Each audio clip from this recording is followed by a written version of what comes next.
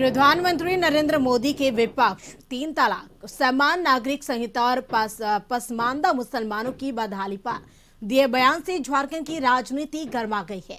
BJP ने कहा प्रधानमंत्री के बयान से विपक्ष बौखला गया है, जबकि सच तो यह है कि प्रधानमंत्री नरेंद्र मोदी के लिए देश की जनता एक समान है, वो सभी के बारे में सोचते हैं। बीजेपी नेता कमाल खान ने कहा कि पसमानदा मुसलमान आज भी बदहाली में, उनके भलाई के लिए किसी भी दल ने नहीं सोचा।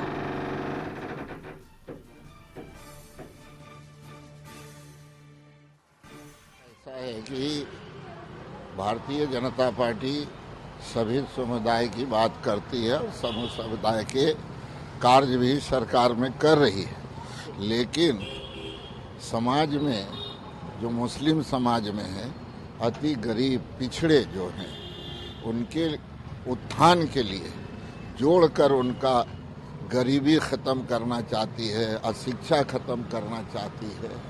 इसीलिए उन पर प्रधानमंत्री जी ने आपका जोर देने का आपका बात कही है।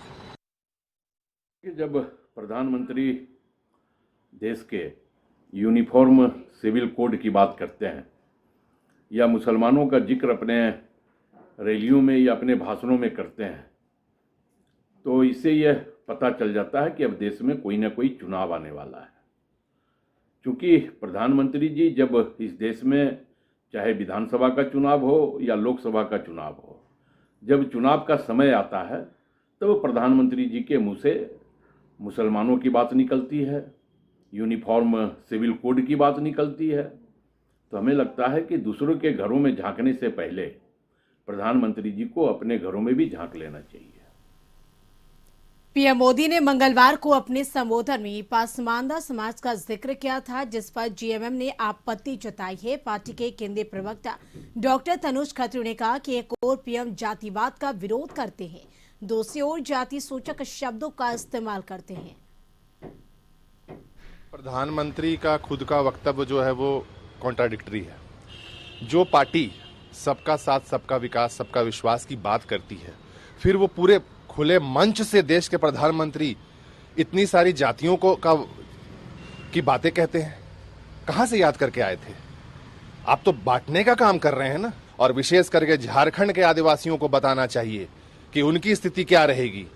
उनकी संस्कृति सभ्यता अलग अलग संस्कृति सभ्यता है, अलग अलग नियम कानून रीति रिवाज हैं। आप उनके साथ कैसा खिलवाड़ करना चाह रहे हैं? झारखंड तो विशेष करके प्रधानमंत्री से ये पूछना चाहता है। प्रधानमंत्री के संबोधन पर हमारी संवाददाता रुचि ने पसमानदा समुदाय के लोगों से बातचीत की। आप भी सुनिए लोगों ने क्या कहा।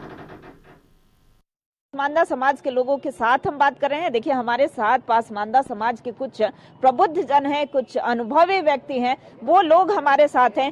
क्या आज जो विकास की एक लकीर खींची जानी चाहिए, यानी कि जो डेवलपमेंट होना चाहिए, वो आज तक क्यों नहीं हो पा रहा है? तो हमारे साथ कुछ व्यक्ति हैं। सर, अपना नाम पहले अपना नाम बताइएगा। मेरा नाम मोहम्मद सलीम हुआ। मोहम्मद सलीम जी, ऐसा नहीं लगता है कि सिर्फ वोट बैंक की राजनीति होती है? आज तक जो विकास होना चाहिए, यानी कि जितनी लाभ मिलनी चाहिए, वो नहीं मिल पाया है। सही बात है, इसलिए कि शुरू से नहीं हम लोग को मिला। 47 के बाद से हमेशा उजाड़ा गया, जलाया गया, मारा गया, और किसी चीज में हम लोग के ऊपर, मुसलमानों के ऊपर ध्यान नहीं दिया गया। तो देखिए, किसी चीज में इन्हें कहना है कि 1947 के बाद हम लोग उपेक्षित रखे गए हैं, यानी कि जो सच में इनके पास जितनी लाभ मिलनी चाहिए वो नहीं मिल पाया है। इधर आइएगा आप। आपका क्या नाम हुआ? सुहेल सईद। सुहेल सईद जी, क्या कहेंगे इस वक्तव्य पर जो पसमानदा समाज का जिक्र एक बार फिर से किया गया है, तो इन वक्तव्यों पर क्या कहेंगे? पसमानदा समाज की बात नहीं, हम तो पसमानदा समाज नहीं, बल्कि अगर आप मुस्लिम समुदाय की बात कर रहे हैं तो हम समस्त मुस्लिम समुदाय को ही लेंगे। हाँ, इसमें है कि कुछ क्लास अपर क्लास हो गए हैं, कुछ लोअर क्लास हो गए हैं। ठीक है, वो अपर क्लास वाले कुछ ज़्यादा जो लोग रहे, शार्प रहे, तेज रहे, उन्होंने विकास किया है, लेकिन कुछ लोग दबे रह गए। बहुत सारा प्रतिशत जो है हमारा 80% जो तबका है हमारे यहाँ का वो दबा रह गया, वही कहिए उसको हम लोग पिछड़ा तबका कहते हैं। अबाउट 90% से अवैध आबादी है जो पसमानदा समाज की होती है, लेकिन चाहे वो सामाजिक क्षेत्र हो, आर्थिक क्षेत्र हो, शैक्षणिक क्षेत्र हो, सियासी क्षेत्र हो, हर मामले में हम पिछड़े दर पिछड़े चले गए हैं। बिल्कुल समझे ना। अब रह गई बात कि इन्होंने जो अपने आप को सेकुलर गवर्नमेंट कहती है कि हम सबको समान रूप से सारा मामला करते हैं, तो मैं एक बात कहना चाहता हूं कि बहुत आसान रास्ता है जिस तरह की सोच प्रधानमंत्री की अभी है और जिस रास्ते पे वो आगे बढ़ना चाह रहे हैं।